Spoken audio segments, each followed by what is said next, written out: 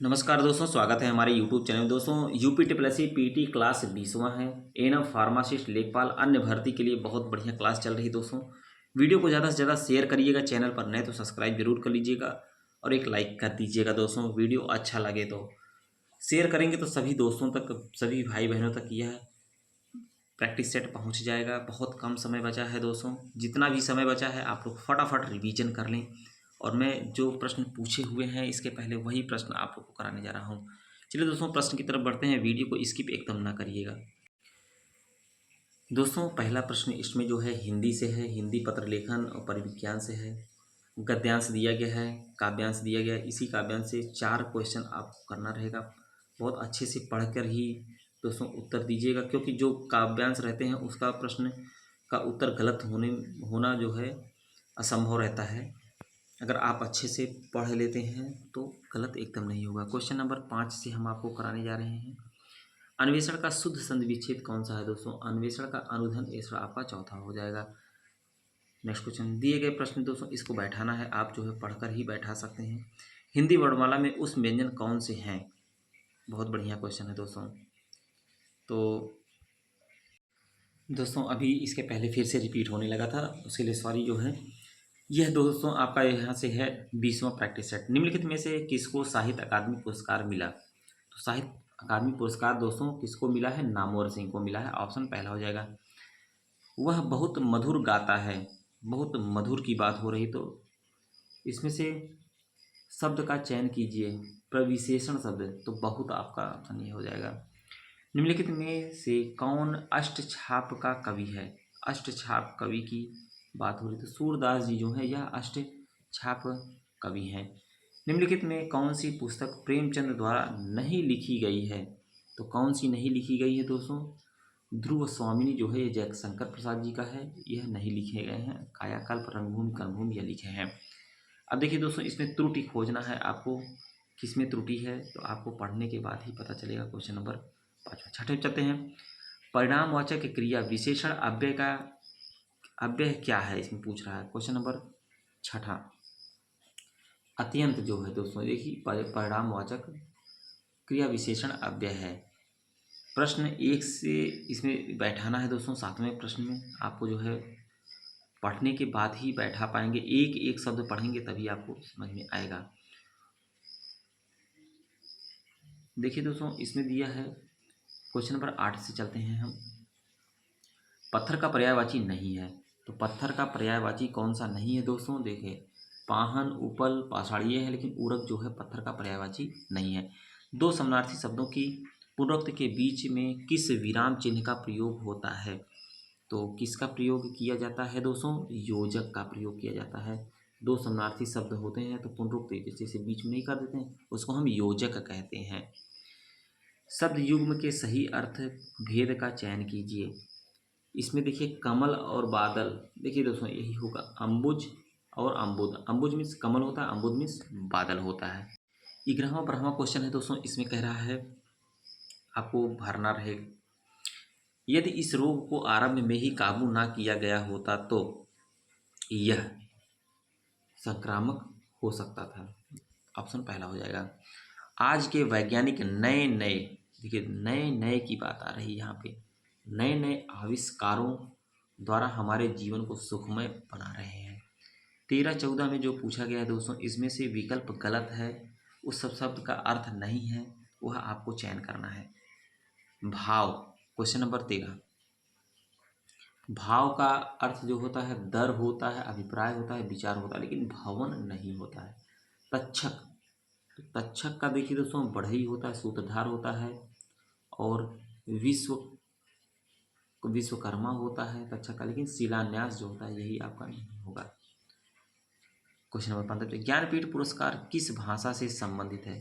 15वां question, तो ज्ञानपीठ पुरस्कार जो है यह किस भाषा से संबंधित है? तो संविधान की 8वीं अनुसूची की सभी भाषा जो होती हैं उससे संबंधित है। क्वेश्चन नंबर 16 पर चलते हैं दोस्तों। 16वां क्वेश्चन यह आपका देखिए दोस्तों 16 से 20 तक यह जो दिया गया है गद्यांश से, इसको पढ़ेंगे, पढ़ने के बाद ही इसमें से उत्तर आपको देना रहेगा। 20 प्रश्न तक जो है आपको उसी में से देना रहेगा। क्वेश्चन नंबर हम 21 चलते हैं। तिरंगा में कौन सा समास है? क्वेश्चन नंबर 21वां। तो तिरंगा में दोस्तों द्विगु समास है आपका, ऑप्शन दूसरा हो जाएगा। किस भाव की परिपक्व अवस्था को रस कहा जाता है? तो अस्थाई भाव की परिपक्व अवस्था को रस कहा जाता है। मैंने राधा के लिए कपड़े खरीदे, इस वाक्य में कारक का प्रकार बताना। मैंने राधा के लिए, देखिए दोस्तों के लिए की बात आ रही है, तो इसमें कर्ता होगा। कौन सा कारक होगा? कर्ता होगा। ऑप्शन आपका चौथा हो जाएगा। गूलर का फूल होने का मुहावरे का अर्थ, सही अर्थ क्या है? तो दोस्तों दुर्लभ होना, क्योंकि गूलर का फूल दिखाई नहीं देता बहुत। नीचे लोकोक्तियों का उनके अर्थ दिए गए हैं, इनमें से गलत अर्थ वाली लोकोक्तियों का चयन करना है। आगे नाथ न पीछे पगहा, बंधनहीन, इसमें गलत की बात पूछी जा रही है दोस्तों, तो आपको गलत का चयन करना है। पहला तो ठीक है, आगे नाथ न पीछे पगहा बंधनहीन सही है। 3 13 होना संगठित होना नहीं दोस्तों, यही तो गलत है। एक टसकाल के ढली हैं सब एक जैसे सही। आँख के अंधे गांठ, आँख के अंधे गांठ के पूरे मूर्ख लेकिन धनवान, ये भी सही है। 26 27 में पूछ रहा है आपको जो एक सटीक शब्द है वही आपका इसमें बताना है। क्वेश्चन नंबर 26वां। जीने की इच्छा, तो जीने की इच्छा जिजीविषा, ऑप्शन दूसरा हो जाएगा। 27वें क्वेश्चन कहते हैं जो अपने स्थान या स्थिति से अलग ना किया जा सके तो उसे हम क्या कहते हैं दोस्तों? अच्युत कहते हैं। निम्नलिखित में असंगत मतलब विलोम शब्द कौन सा है? विलोम की बात है। घात प्रतिघात, प्रसारण संकुचन, शाश्वत सदैव, खग मृग। देखिए दोस्तों क्वेश्चन नंबर 28वां। तो शाश्वत सदैव जो है यही आपका जो है असंगत है, शब्द विलोम यही आपका सही है, शाश्वत सदैव। क्वेश्चन 29 पे हैं किस छंद में 26 मात्राएं होती हैं तथा 14 12 पर यति होती है? क्वेश्चन नंबर 29वां। तो गीतिका में होता है दोस्तों, गीतिका में 14 12 पर यति होता है और 26 मात्राएं होती हैं। हिंदी वर्णमाला में अंतस्था व्यंजन कौन सा है? क्वेश्चन नंबर 30वां। य र ल व, यह अंतस्थ व्यंजन है आपके। निम्नलिखित में से मिश्र वाक्य का चयन कीजिए। 31वां क्वेश्चन दोस्तों। तो मिश्र वाक्य का चयन है जो विद्यार्थी परिश्रमी है वह अवश्य सफल होगा, ऑप्शन तीसरा हो जाएगा। जूही की कली कविता के कवि कौन से हैं? तो जूही की कविता का जो कवि है तो वह दोस्तों निराला जी हैं, सूर्यकांत त्रिपाठी निराला जी। समूहार्थ शब्द को चिन्हित कीजिए। तो समूहार्थ शब्द जो है अस्तवक, ऑप्शन पहला हो जाएगा। किस क्षेत्र की बोली को कोशिका कहा गया है? बहुत बढ़िया क्वेश्चन है। तो वाराणसी की बोली को जो है कोशिका कहा गया है। अभ्यंतर का सही अर्थ क्या होगा? क्वेश्चन नंबर 35वां। किसी वस्तु का भीतरी भाग उसी को हम अभ्यंतर कहते हैं। निम्नलिखित में किस विकल्प में सभी शब्दवाचक शब्द भाववाचक संज्ञा शब्द हैं? तो कौन सा है दोस्तों? देखिए भाववाचक की बात है, रसीला, कड़वाहट, बुढ़ापा, उन्नति, यही होगा आपका ऑप्शन तीसरा। क्वेश्चन नंबर 37 चलते हैं। क्वेश्चन नंबर 37वां है दोस्तों छायादार शब्द का किसका उदाहरण? तो संकर उदाहरण है यह। अशुद्ध वाक्य का चयन करना है। क्वेश्चन नंबर 38वां। तो अशुद्ध वाक्य का चयन है माता पिता पूजनीय है, यही आपका अशुद्ध वाक्य हो जाएगा। जब किसी सामान्य बात का विशेष बात से तथ्य विशेष बात का सामान्य बात से समर्थन किया जाए तो वहाँ पर कौन सा अलंकार होता है? तो वहाँ पर अर्था अलंकार होता है दोस्तों। अर्थ का अर्थ निकाला जा रहा है। संख्यागमन का सही संधि विच्छेद कौन सा होगा? तो सखी धन आगमन, संख्यागमन आपका पहला ऑप्शन हो जाएगा। नेक्स्ट पे चलते हैं। सामान्य जानकारी से कौन से प्रश्न बनते हैं वह आप लोग देख लीजिए दोस्तों, बहुत बढ़िया क्वेश्चन है। प्रतिध्वनि सुनने के लिए स्रोत तथा परावर्तन सहत के बीच न्यूनतम कितनी दूरी होनी चाहिए? तो लगभग 17 मीटर की दूरी होनी चाहिए। केंद्रीय वित्त, यह क्वेश्चन आपका दोस्तों करंट से है। प्रथम विश्व युद्ध कब समाप्त हुआ था? तो प्रथम विश्व युद्ध की बात हो रही है। क्वेश्चन नंबर आपका 43वां। 11 नवंबर 1918 को प्रथम विश्व युद्ध जो है समाप्त हुआ था। भारत का विश्व में क्षेत्रफल के आधार पर कौन सा स्थान है? भारत का विश्व में क्षेत्रफल के आधार पर तो 7वां स्थान है, आप लोग याद करिएगा। नेक्स्ट क्वेश्चन पर चलते हैं दोस्तों। क्वेश्चन नंबर 45वां बहुत बढ़िया क्वेश्चन है। जन गण मन जो भारत का राष्ट्रगान है सर्वप्रथम कब गाया गया था? क्वेश्चन नंबर 45वां। तो दोस्तों बहुत बढ़िया क्वेश्चन है। ऐसे ही रिपीटेड क्वेश्चन आपको देखने को मिलेंगे। तो 27 दिसंबर सन 1911 में जनगण मन गाया गया था। कहाँ पर गाया गया था दोस्तों? बंगाल, पश्चिम कोलकाता में। किसी वर्ष की उन तिथियों को क्या कहते हैं जिनमें रात और दिन की लंबाई में अंतर सर्वाधिक होता है? तो उसे हम संक्रांति कहते हैं मकर संक्रांति। निम्न में किस भारतीय पर्वतीय चोटी की ऊंचाई सबसे कम है? तो किसकी है? मुकुट पर्वत की। ऑप्शन चौथा हो जाएगा।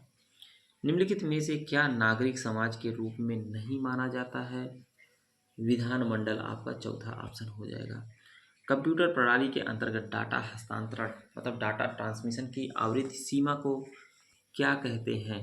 Question number 49। तो उसको हम कहते हैं बैंड विड्थ कहते हैं। ऑप्शन दूसरा हो जाएगा।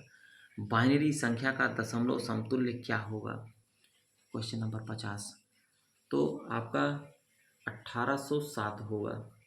नेक्स्ट पे चलते हैं। क्वेश्चन नंबर 51 पे विश्व में किस देश द्वारा क्रिकेट में सर्वप्रथम 901 दिवसीय अंतर्राष्ट्रीय मैच खेले गए? किस देश द्वारा की बात हो रही है? तो कौन खेल सकता है दोस्तों? का भारत हो जाएगा ऑप्शन तीसरा।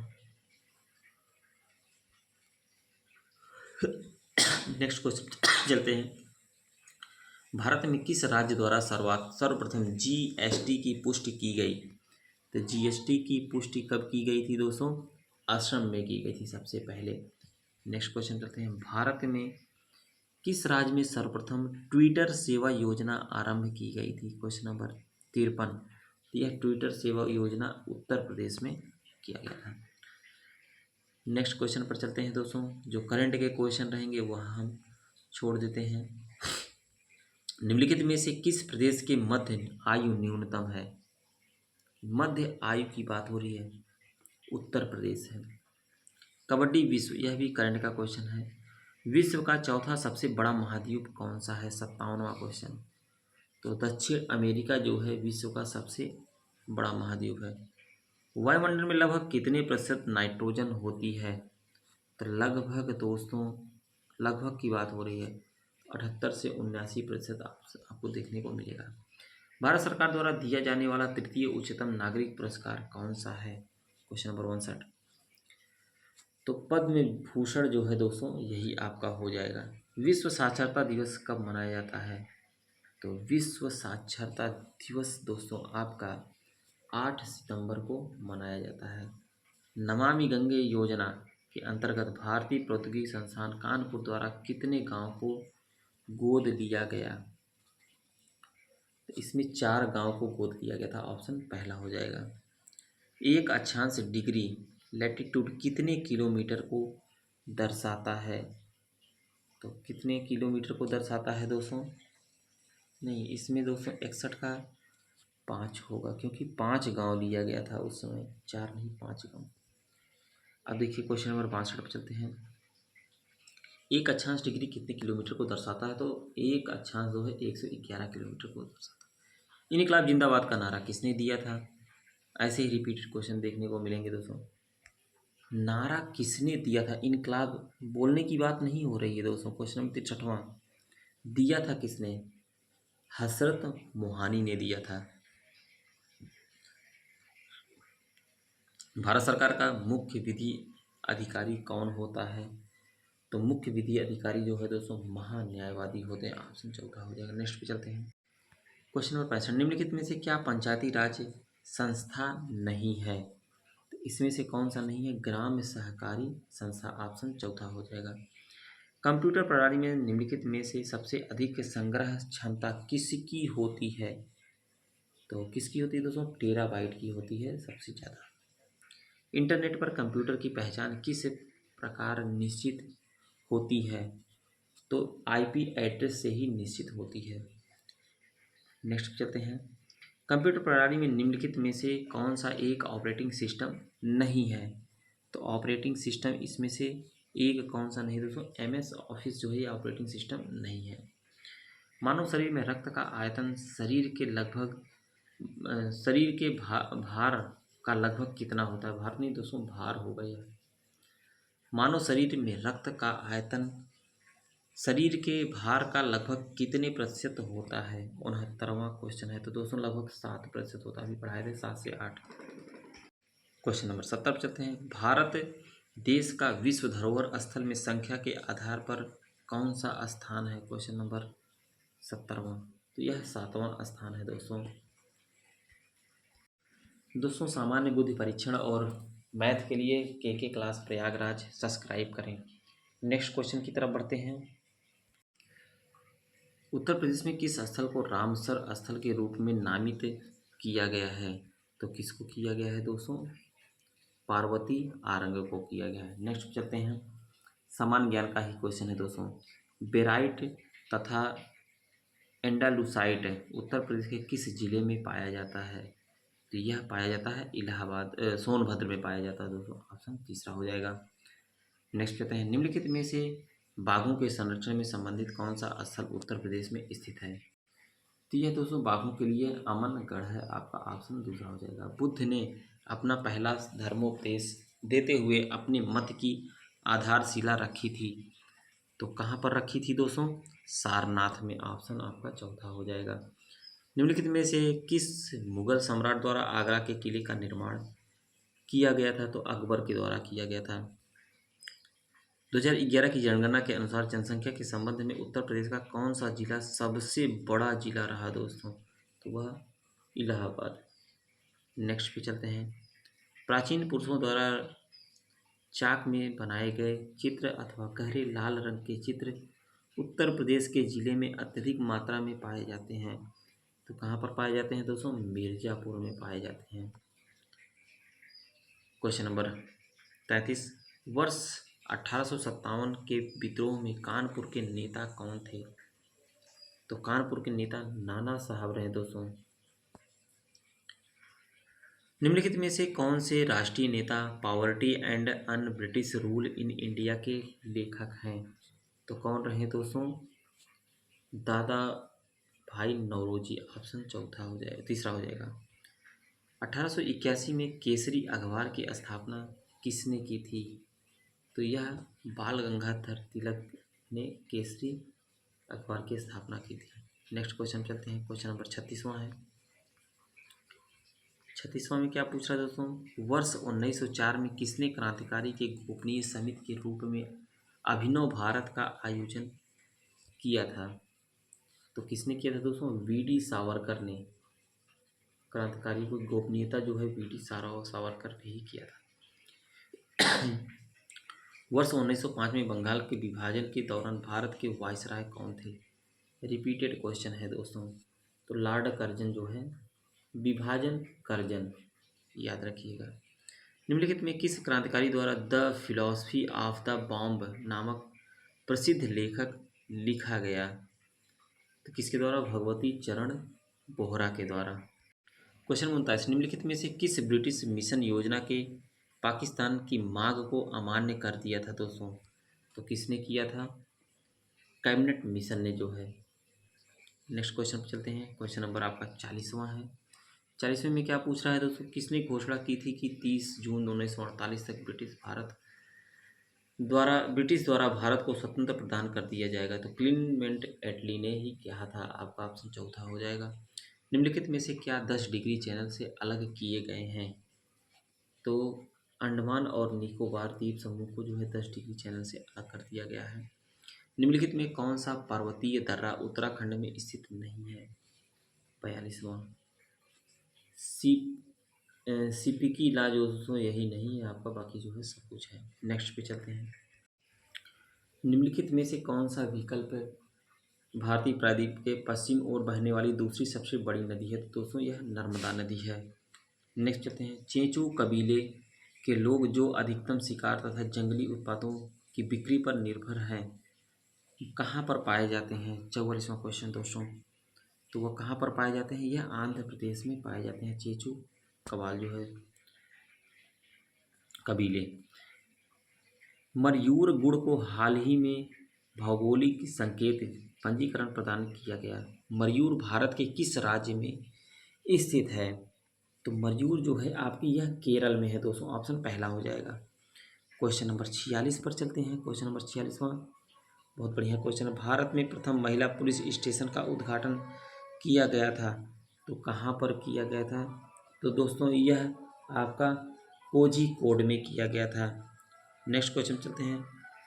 क्वेश्चन यह दोस्तों आपका 47वां जो है करंट से है।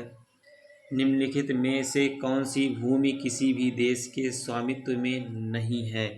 तो कौन सी नहीं है दोस्तों? आपका अंटार्कटिका ऑप्शन दूसरा हो जाएगा। 49 पे चलते हैं। निम्नलिखित में से कौन सा हिंद महासागर में दूसरा सबसे बड़ा द्वीप है? तो यह सबसे बड़ा द्वीप दोस्तों कौन सा है? आपका श्रीलंका हो जाएगा। दोस्तों क्वेश्चन नंबर 50वां है, आज के लेक्चर का लास्ट क्वेश्चन है दोस्तों। संविधान सभा द्वारा भारतीय संविधान को कब पारित किया गया था? तो यह दोस्तों 26 नवंबर 1949 को पारित किया गया था और 26 दिसंबर 1950 को लागू हो गया था। 26 जनवरी 1950 को लागू हुआ था दोस्तों, यह याद रखिएगा। यह लागू हुआ था, यह पारित किया गया था। वीडियो को ज़्यादा से ज़्यादा शेयर करिएगा। चैनल पर नए दोस्तों सब्सक्राइब जरूर कर लीजिएगा और एक लाइक करिएगा। मिलते हैं नेक्स्ट वीडियो में। वीडियो को अंत तक देखने के लिए बहुत बहुत धन्यवाद।